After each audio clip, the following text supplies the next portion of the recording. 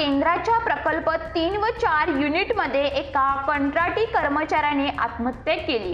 पोफरण येथील रहिवासी असलेले 50 वर्षीय विश्वनाथ पाटील हे शुक्रवारी दुपारपासून इतर सहकाऱ्यांच्या दृष्टीस न पडल्याने त्यांची शोधाशोध सुरू होती। प्रशासकीय कार्यालयाच्या बाजूला असणाऱ्या इमारतीमधील 106 दालन क्रमांकाच्या परिसरात पाटील यांनी गळफास घेतल्याचे दिसून आले।